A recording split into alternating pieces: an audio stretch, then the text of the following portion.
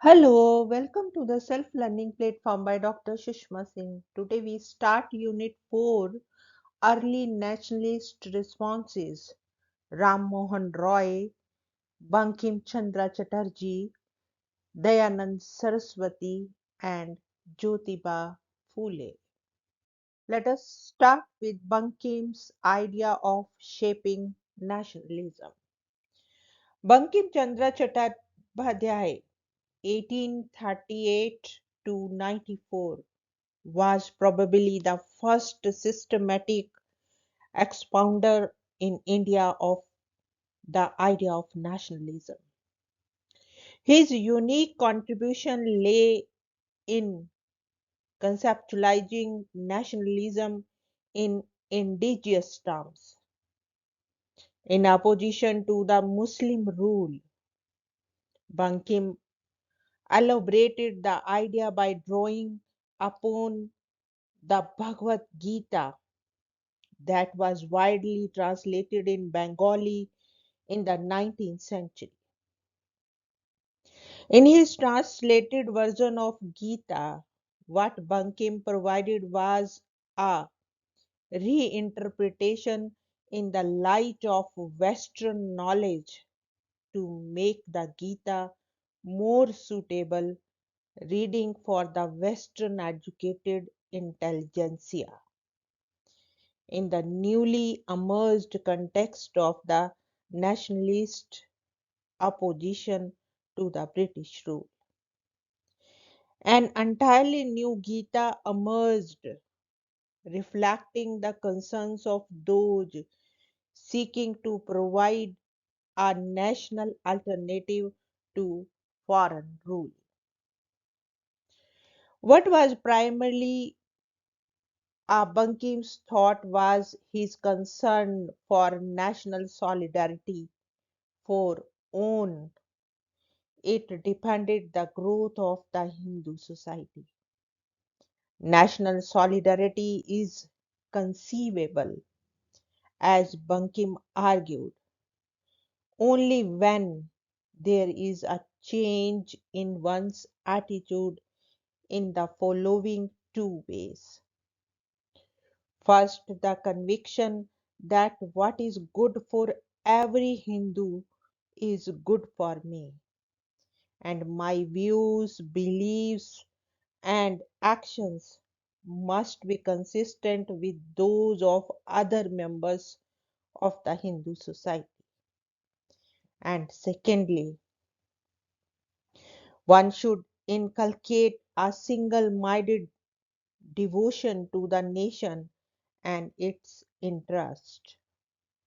This was an idea that Bankim nurtured in all his novels and other writings because that without care and love for the nation, one simply failed to justify one's existence as a unit in a cohesive whole called nation. Here lies an important theoretical point. Unlike typical liberals, Bankim was in favor of community, and the role of the individual was explained in terms of what was good for the former. He admitted that the contact with the British enabled the Hindu society to learn its weaknesses not in terms of physical strength, but in terms of what he defined as culture. Hindu lack the culture simply because they are so diverse, separated by language, race, and religion, and so on. And it would not be possible for them to create conditions for national solidarity unless this divisive content of Hindu completely disappeared. From the notion of national solidarity, Bankim now devolve into ahimsa or his concept of practice. Elaborating this notion in his 1888 essay entitled The Theory of Religion, Bankim defined it as a system of culture more complete and more perfect than the Western concept of culture, articulated by the Western thinkers like Comte and Matthew Arnold, critical of antagonist Western view of practice. Emulation was based on bhakti or devotion that implied a combination of knowledge and duty. In practical terms, Amhusila means that simultaneously imparts knowledge of what is good for community and what the community is supposed to do under specific circumstances. Anushilan implies duty, that is, the performance of an act for which one should not expect reward. In other words, the community is duty bound to perform certain acts, not out of choice but out of devotion to the cause or a goal. For this, he derived the idea of duty towards the nation.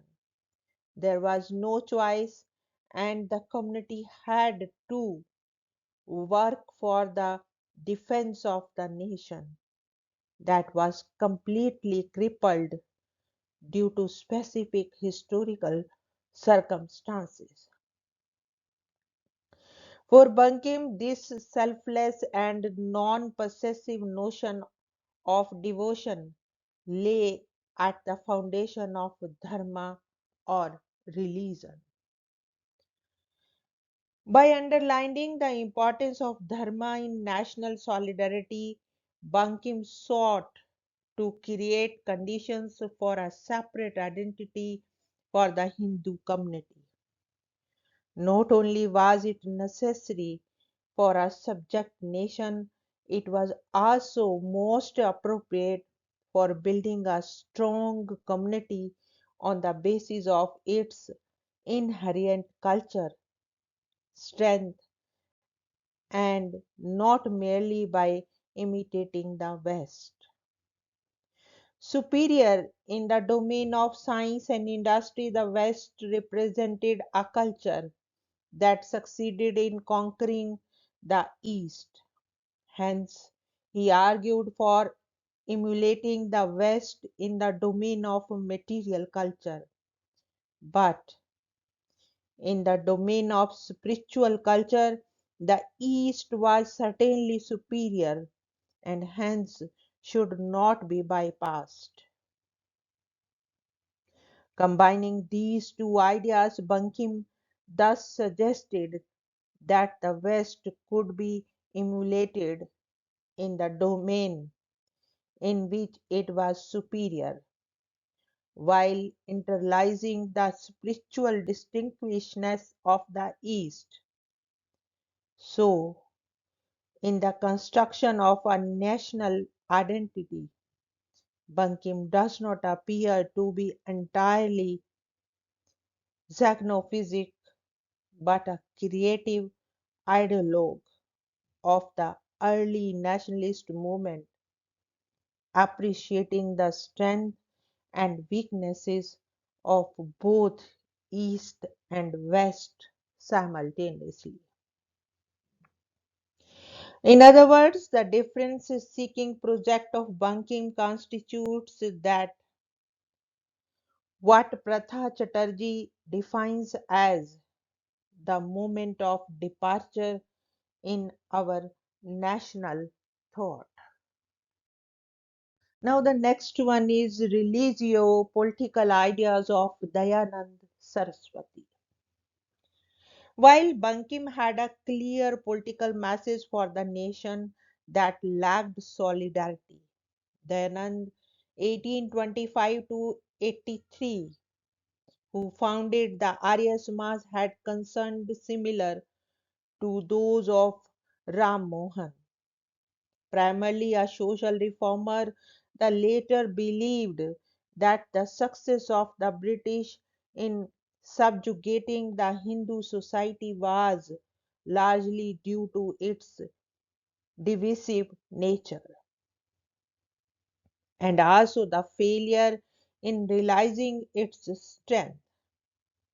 If Ram Mohan drew upon Upanishads, Banking upon Gita, Dayanand, while articulating his nationalist response, was inspired by Vedas. The other contrasting point that marked Dayanand off from the rest lies in the utter absence of the influence of European culture and thought on him. Ram Mohan was fascinated by European Enlightenment, and his response was articulated accordingly. The influence of the positivist and utilitarian philosophy was evident in Bankim's conceptualization of national solidarity.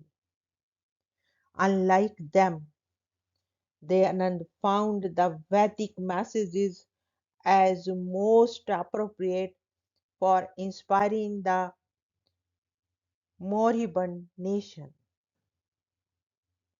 plagued by several ills that could easily be cured.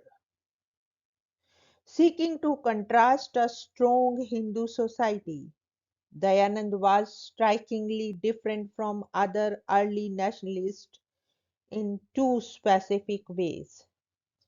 First, his response was essentially based on a conceptualization that is absolutely indigenous in nature, presumably because he was not exposed to the Western ideas.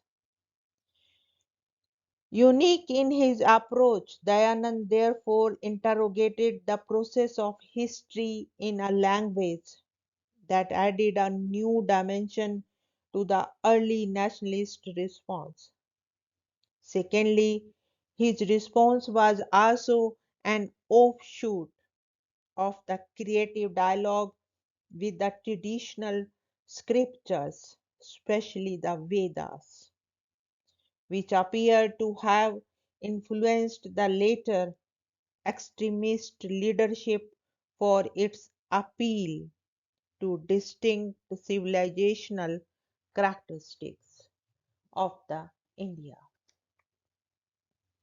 Unlike those who were drawn to West liberal ideas, Dayanand was probably the only thinkers of his generation to have begun a debate on the relative importance of the ancient scriptures in inspiring a nation that was divided on innumerable counts. Two ideas stand out in Dayanand's The Satyarth Prakash that was published in 1875. First, the idea of God as an active agent of creation appeared to have appealed his most. He asserted that the empirical world was no illusion, but had an independent and objective existence. His refutation of Advaita and Nirguna Brahman separated him from Ram Mohan and Vivekanand, as his denial of Sakara and Avatara distinguished him from Bankim and Ramakrishna. On this basis, he further argued that human action was an index of punishment and reward by God. Here, a theoretical effort was made by Dayanand to assess individuals' acts in terms of certain well defined norms of behavior in the name of God. This was what inspired Aurobindo, who found in this contention a clearly argued theoretical statesman, not only for analyzing human behavior at a critical juncture of history, but also for mobilizing a vanquished nation for a goal that was to be rewarded by God. In other words, by redefining God in a creative manner, Dayananda actually articulated the Old Testament God of justice and not the New Testament of love. Underlying the importance of divine in shaping human action, the Arya Samaj founder was perhaps trying to play on the religious sentiments for meaningful social activities. This was, in his views, the basic requirement for a nation to grow and prosper. The second important idea that stems from the Satyarth Prakash is actually a comment on the divisive nature of Hindu society. According to him, the British victory in India was largely due to our own failings. As he mentioned, it is only when brothers fight among themselves that an outsider possesses as an arbiter.